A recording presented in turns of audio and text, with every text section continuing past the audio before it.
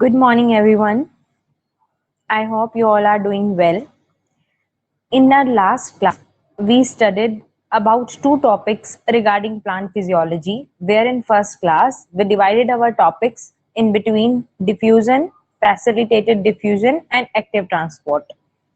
Then in the next class, we did the topics of osmosis and water potential, and we also talked about DPD, that is diffusion pressure deficit, that is the thirst of plant. After that, we studied and we discussed numerical based problems and some previous year questions from the topic of plasmolysis, from the topic of diffusion, osmosis, water potential, and we discussed the approach to solve those numericals and found out the proper strategy to move on towards our question solving assessments. Now, in our today's class, we will be discussing two more related topics, that is plasmolysis and imbibition. Along with previous year questions, I will discuss some questions with you and we will do some lab experiments that are helpful from point of view of your board classes as well as for those who are in graduation who will pursue masters specifically in life sciences and botany, and those who will be having other kind of entrance, high competitive entrance exams. Those lab experiments will help you throughout your career, be it any stream related to science. We will discuss two experiments here, and other than that, the process of plasmolysis and imbibition. So now,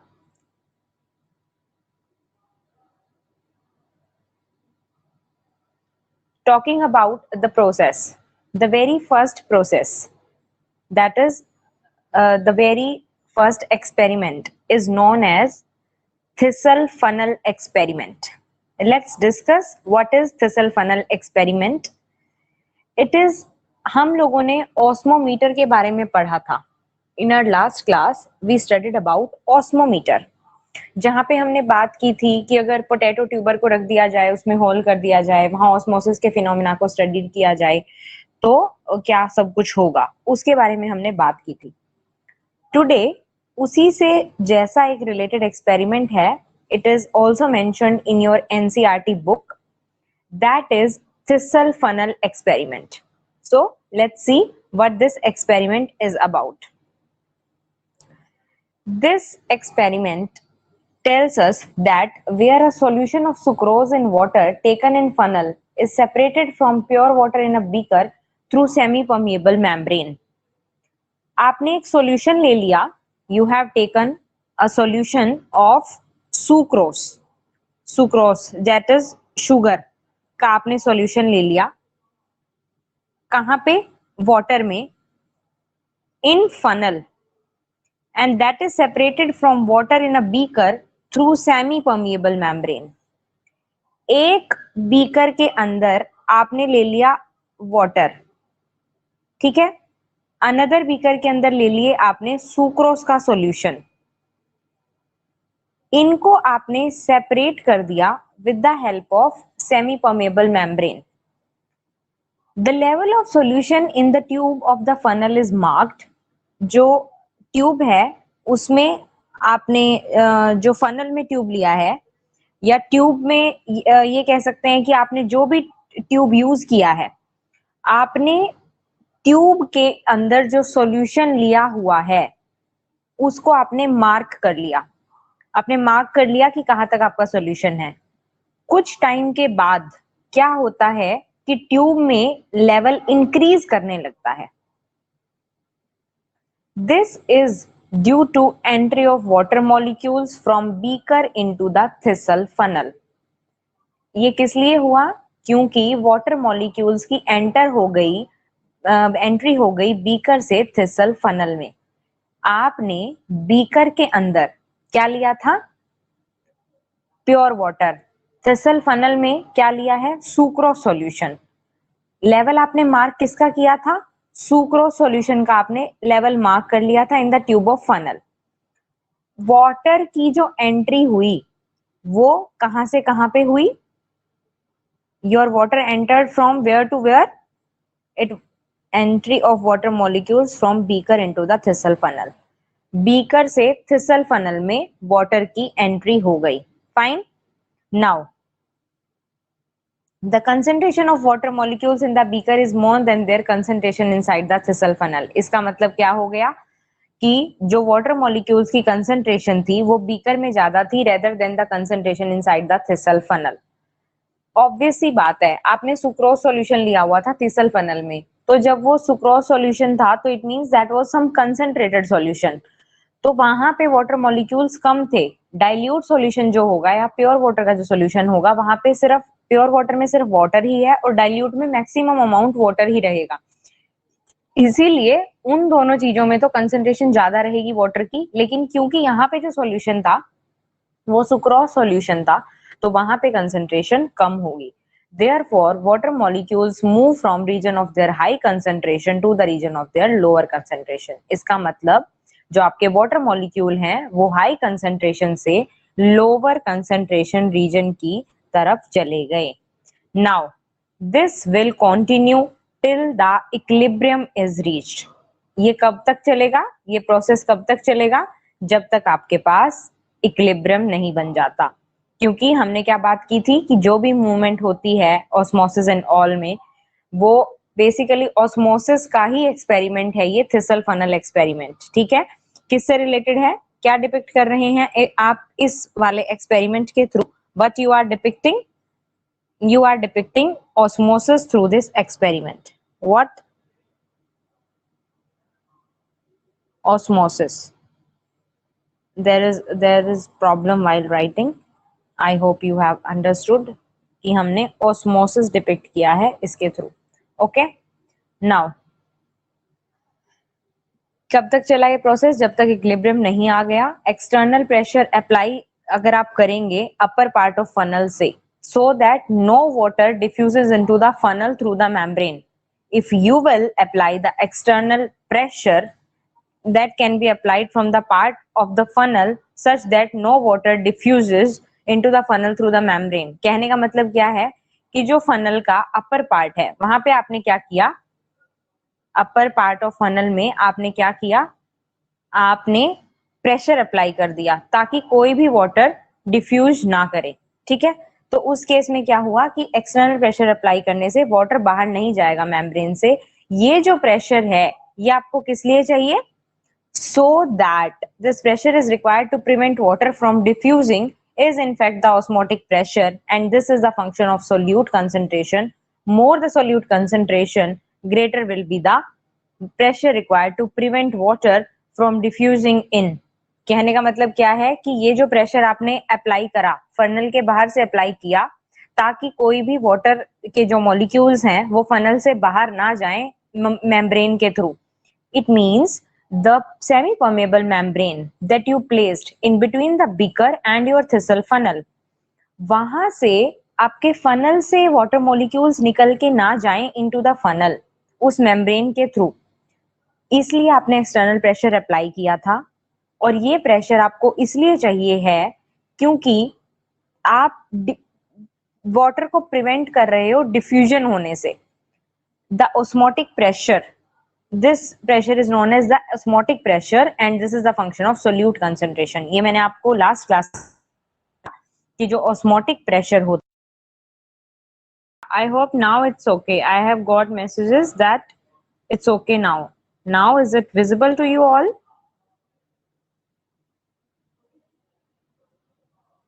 should I start again or will it be a problem to you? I hope we can do at least 1 or 2 topic today because it's time left for the class। 15 minutes में 2 topic तो हम आराम से कर सकते हैं। Continue करें?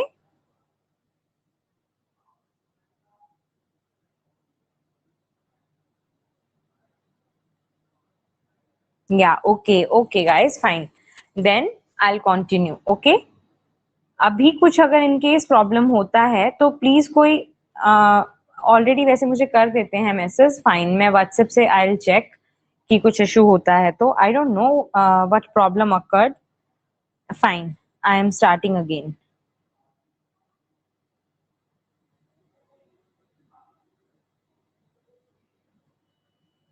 You would have to wait for like 1 to 2 minutes because opening of PPT again will take time.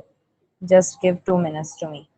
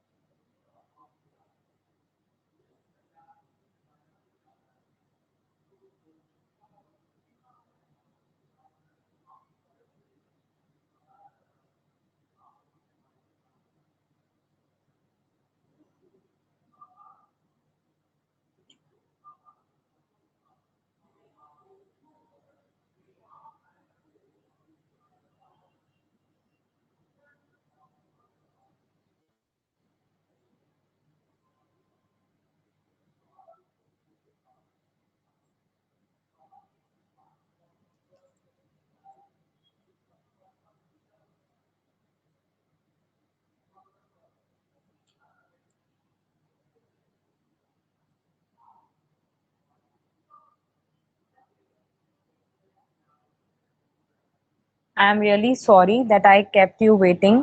I was totally unknown about this fault. I'm so sorry for the inconvenience. Now we are going to start again.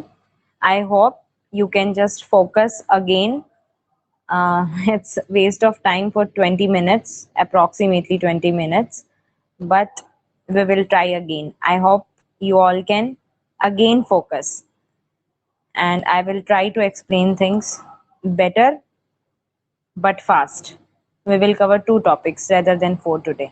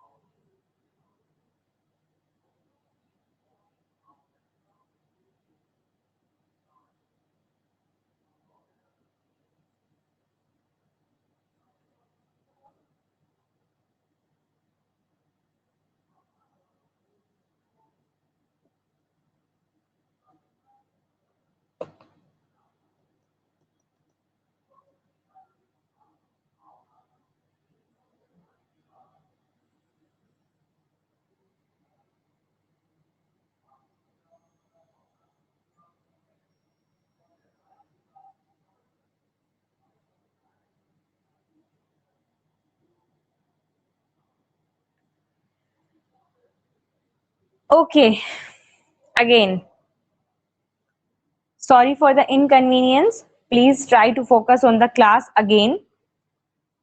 A very good morning to you all. Today we will be discussing 2 out of these mentioned topics today. First one, today we will discuss about an experiment that will be helpful for your 12th classes. Questions might come during your NEET exam, as well as for the students who are doing their graduation or pursuing their ICAR studies, that is agricultural studies. It will be important for them also, and for your subjective exams, of course, and for your lab experiments. When you will go into the labs and will perform the experiments, then we will be having an experiment named thistle funnel experiment that we will discuss today. Other than that, the second process is plasmolysis that we will be discussing. And in our next class, we will be discussing about imbibition and the previous year questions related to today's topic. Now, talking about our first topic today, we have thistle funnel experiment. So let's discuss what is thistle funnel experiment. thistle funnel experiment में simply अगर मैं बात करूं तो क्या होता है कि सुक्रोज सॉल्यूशन, सुगर सॉल्यूशन लिया जाता है यूजिंग अ बीकर एंड उसको एक फनल में ले लिया जाता है. एक बीकर में फनल यूज किया जाता है और वहां पे we take a sucrose solution and उसको हम सेमी परमेबल मेम्ब्रेन से सेपरेट करते हैं. किस चीज से सेपरेट करते हैं? By using semi permeable membrane. किस चीज से सेपरेट कर रहे हैं? प्योर वाटर से in a beaker. That means आपने दो चीजें यूज करी.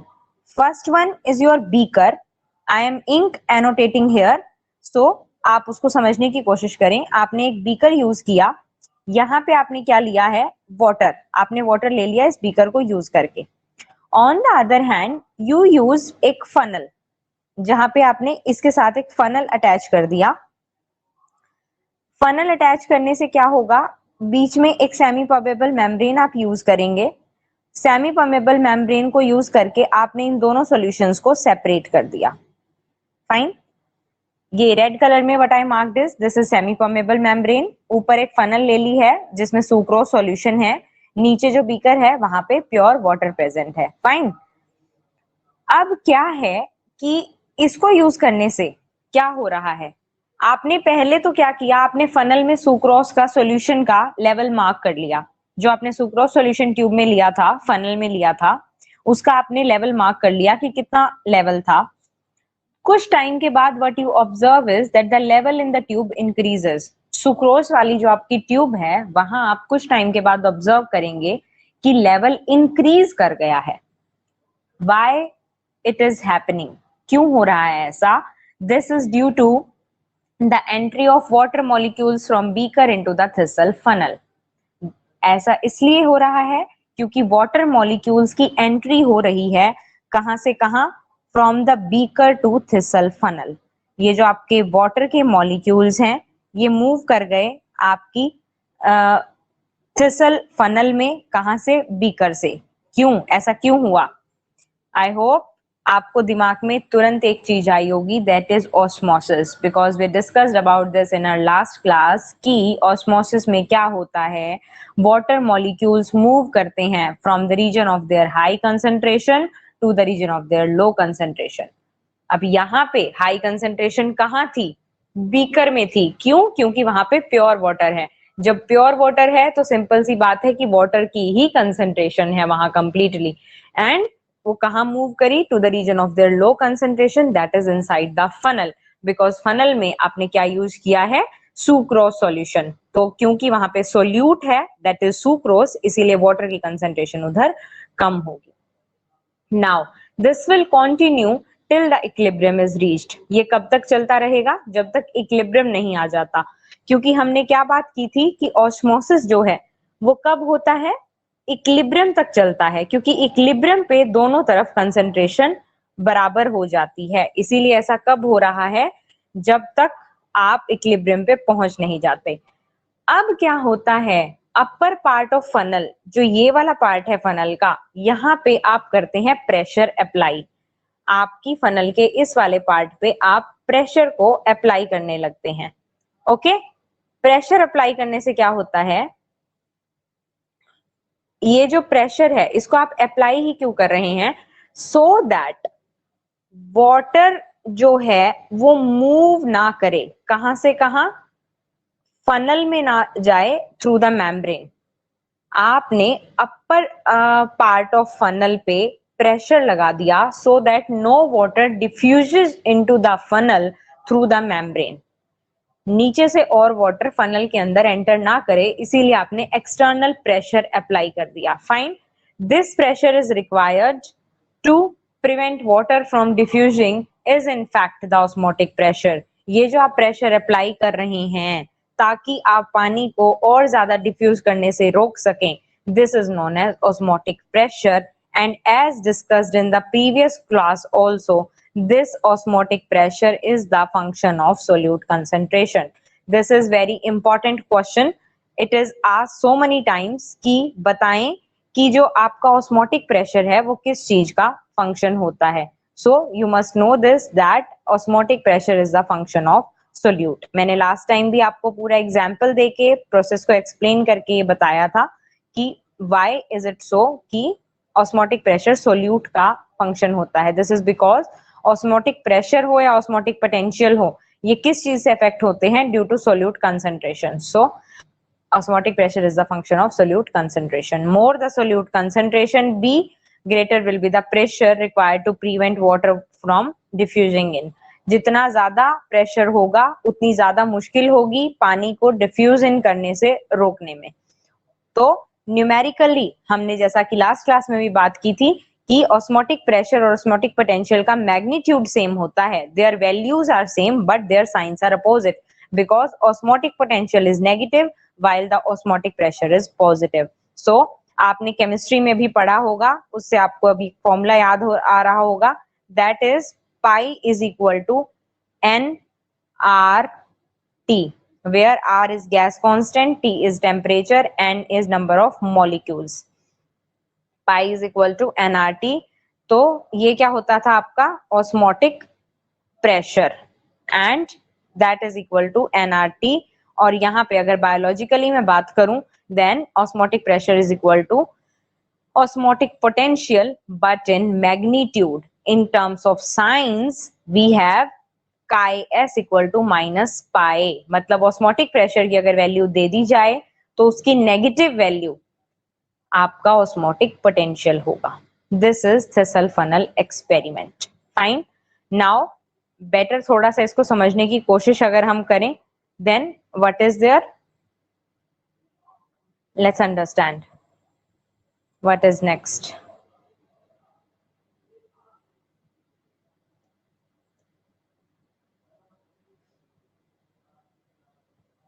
This diagram depicts Thistle funnel experiment.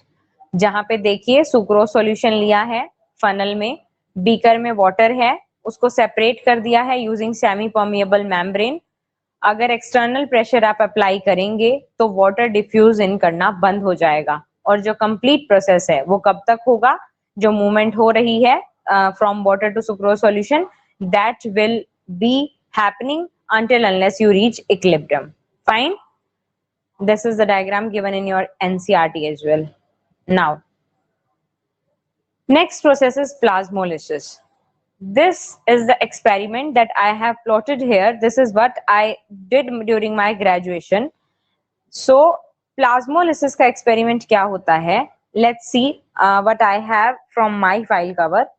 This is some requirements are there. Rhoeo discolor का एक प्लांट होता है, उसके लीफ ले लिया जाता है टू स्टडी प्लाज्मोलिसिस. क्लियरली उसमें दिख जाता है क्योंकि उसका कलर पर्पल पिगमेंटेशन वाला होता है, तो you can visualize the plasmolysis easily in that. That is why the plant और the leaf of Rhoeo discolor is taken.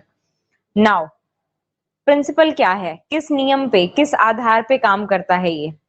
Water molecules move rapidly through biological membrane, then do dissolved ions or small polar organic solute. ये बात हम लोगों को अच्छे से पता है कि पानी आराम से मूव कर जाता है rather than solute. कोई organic molecules, organic ion, small organic solutes अगर प्रेजेंट हैं तो उनके कंपैरिजन में आपके वाटर मॉलिक्यूल्स ज्यादा रैपिडली मूव करते हैं.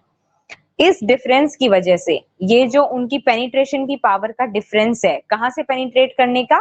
जो सेमी परमेबल या कोई भी बायोलॉजिकल मेम्ब्रेन है उससे पेनिट्रेट करने में जो डिफरेंस उनमें होता है वाटर मॉलिक्यूल्स और सोल्यूट मॉलिक्यूल्स में, इसकी वजह से मेम्ब्रेन्स को बोला जाता है semi permeable, because they allow water molecules to diffuse through them easily but they don't allow solute molecules to diffuse easily. So the water moves from a region of low solute concentration to the region of high solute concentration. तो क्या होता है, जैसा हम osmosis में पढ़ते हैं, आपको ये सुनते ही, ये लाइन पढ़ते ही ऑस्मोसिस ध्यान आ रहा होगा कि लो सोल्यूट कंसंट्रेशन का जो रीजन है, लो सोल्यूट मतलब higher water concentration, to a region of high solute concentration, मतलब लो वाटर कंसेंट्रेशन की तरफ एक कंसेंट्रेशन ग्रेडियंट एस्टेब्लिश करने के लिए पानी मूव करता है, मतलब अपने हाई कंसेंट्रेशन से लो कंसेंट्रेशन वाले रीजन में जहां उसकी ज्यादा जरूरत है वाटर की, वहां वाटर की मूवमेंट होती है। दिस मूवमेंट ऑफ वाटर और सम अदर सॉल्वेंट, वाटर की ये वाली मूवमेंट या किसी और सॉल्वेंट की ऐसी मूवमेंट जो कि सोल्यूट के कंसेंट्रेशन ग्रेडियंट के रिस्पॉन्स में हो रही है, this is known as osmosis. So जब एक प्लांट टिश्यू को आप हाइपरटोनिक सॉल्यूशन में रखते हैं, हाइपरटोनिक सॉल्यूशन कौन सा सॉल्यूशन होता है? A solution with concentration of solutes higher than that of cell sap. Cell sap से ज्यादा कंसेंट्रेशन जहां पे सोल्यूट की होगी, that solution is known as hypertonic solution. वहां पे जब आप एक प्लांट टिश्यू को रखते हैं तो वाटर कहां से कहां मूव करता है? It moves from the cells into the space between the plasma membrane and the cell wall. Plasma membrane और सेल वॉल के बीच में एक स्पेस होता है, वहां से सेल से निकल के वाटर मूव करने लगता है उस स्पेस में, that is exosmosis occur, external movement of water, exosmosis. ये प्रोसेस होने लगता है कब? एक्सऑस्मोसिस कब हो रहा है? जब हाइपरटोनिक सॉल्यूशन में आपने प्लांट टिश्यू को रख दिया। अब इस वजह से क्या होता है? This results in the shrinkage of vacuole and the protoplast as a whole. क्योंकि पानी बाहर निकले जा रहा है, सेल सैप में जो कंसेंट्रेशन है वो कम है, सॉल्यूशन में सोल्यूट की कंसेंट्रेशन ज्यादा है, तो वाटर सेल से स्पेस में मूव करता जा रहा है, जो स्पेस प्लाज्मा मेम्ब्रेन और सेल वॉल के बीच में है। एक्समोसमोसिस का ये जो प्रोसेस है ये चलता जा रहा है, जिसकी वजह से अंदर वैक्यूल में श्रिंकेज होना स्टार्ट हो जाता है और कंप्लीटली प्रोटोप्लास्ट में ही श्रिंकेज आना स्टार्ट हो जाता है। दिस श्रिंकेज और retraction of protoplast from the cell wall is referred to as plasmolysis. Cell wall से दूर श्रिंकेज जो होती है, जो सिकुड़ जाता है आपका protoplast away from the cell wall, this is known as plasmolysis. Better we understand it in our terms. When a plant tissue is placed in water or a hypotonic solution, a solution with concentration of solutes lower than that of cell sap. अब मैंने क्या बताया था कि better understand करेंगे हम अपनी language में जब हम इसके बारे में डायग्रामेटिकली पढ़ेंगे, बट उससे पहले हम ये बात कर रहे हैं कि हाइपरटोनिक सॉल्यूशन में हमने देख लिया क्या होगा, आइसोटोनिक में तो इक्विलिब्रियम ही मेंटेन हो जाएगा क्योंकि दोनों तरफ बराबर की सिचुएशन है, दोनों तरफ कंसेंट्रेशन बराबर है। लेकिन जब एक हाइपोटोनिक सॉल्यूशन में रखते हो, हाइपोटोनिक कौन सा सॉल्यूशन है? A solution with concentration of solute lower than that of cell sap. Cell sap के कंपैरिजन में जहां सोल्यूट की कंसेंट्रेशन कम होती है, दैट इज हाइपोटोनिक सॉल्यूशन। तो क्या होता है? प्रोटोप्लास्ट स्वेल कर जाता है, प्रोटोप्लास्ट फूल जाता है, क्योंकि उस केस में क्या होता है? सेल के अंदर पानी आने लगता है बाहर से, that is endosmosis, internal movement of water, endosmosis occurs. Plant cells do not lies. अब ये जो लिसिस है, सेल लिसिस, जो सेल का टूट जाना है, स्वेल होके बर्स्ट कर जाते हैं सेल, ऐसा प्लांट सेल्स में नहीं होता, because swelling is limited by the inflexible cell wall. Cell wall की एब्सेंस होती है एनिमल सेल में। तो अगर मैं बात करूं एनिमल सेल की, तो वहां पे सेल स्वेल करके बर्स्ट कर जाएंगे, बट लेकिन प्लांट सेल में ऐसा नहीं होगा, क्योंकि इनफ्लेक्सिबल सेल वॉल तक ही लिमिटेड होती है ये swelling. The cell wall is permeable to solvents and the solutes dissolved in them. जो प्लांट हैं वहां पे सेल वॉल होती है, that is permeable to solvents, और सोल्यूट्स उसमें डिसॉल्व कर जाते हैं। In this experiment, we used peels from the lower epidermis of leaves of Royo discolor. Royo discolor की external, जो lower epidermis है, नीचे वाला जो portion होता है लीव का, वहां से हमने peels को use करा। peels कैसे remove की जाती हैं? You would have read about this experiment in your 9th class as well, जहां पे हम onion cheek cells की बात करते हैं। onion cheek cells को स्टडी करने के लिए, उसके सेल्स को स्टडी करने के लिए हम लोग ओनियन को पील करते हैं। कैसे? अनियन का जो पिंकिश पोर्शन होता है उससे व्हाइट वाली जो पील होती है, छिलका जो इंटरनली उसका प्रेजेंट होता है, उसको रिमूव करते हैं, तो that is peel. Similarly Rhoeo discolor में भी पील होती है, उसको रिमूव करके हम यहाँ यूज करते हैं। वेक्यूल जो है वो लार्ज होता है और टर्जिड सेल में एक्सपैंड हो जाता है, ताकि पूरा सेल पर्पल दिखने लगे, तो प्लाज्मोलिसिस को आराम से डिटेक्ट किया जा सकता है इन पर्पल एपिडर्मल सेल्स में। The peels incubated in 1 molar sucrose solution, जो कि हाइपोटोनिक सॉल्यूशन है, हाइपरटोनिक, वहां पे प्लाज्मोलिसिस दिखेगा। The peels initially incubated, for example मैंने कंसंट्रेशन ले लिया 1 मोलर सुक्रोज का हाइपरटोनिक सॉल्यूशन बनाने के लिए, जब उनसे आप उसमें इंक्यूबेट करोगे पील को तो प्लाज्मोलिसिस हो जाएगा। लेकिन उन्हीं पील्स को जिसको आपने उस 1 मोलर सुक्रोज सॉल्यूशन में इंक्यूबेट किया था, अगर उसको आप पानी से धो के वाटर में दोबारा से इंक्यूबेट कर दोगे तो उसमें टर्गर दोबारा आ जाएगा और वो डीप्लाज्मोलाइज्ड हो जाएगा, उसकी श्रिंकेज खत्म हो जाएगी। Okay, depicting this through a diagram, this see the diagram I have drawn.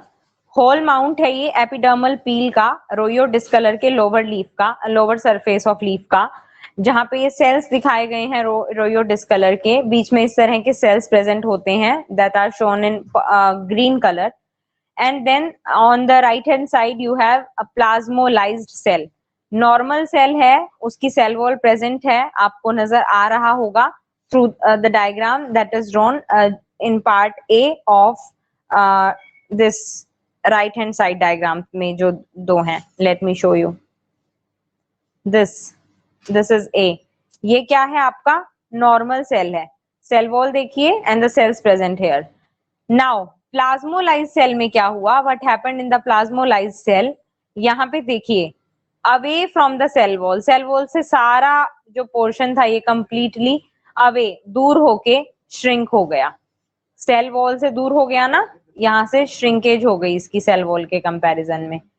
क्यों? क्योंकि यहाँ पे जो था ये वाला जो आपका एरिया है, ये आपकी सेल वॉल और श्रिंक्ड वाले पोर्शन के बीच में जो एरिया है, this is filled with the plasmolyzing solution, और ये बाहर है आपकी cell wall. This is B that is showing plasmolyzed cell and the process is known as plasmolysis. Okay, by this we are done with our today's topic, and specifically in our next class we will be talking the details about the imbibition, and we will discuss the questions regarding this thing. And now today we are done with the plasmolysis and thistle funnel experiment.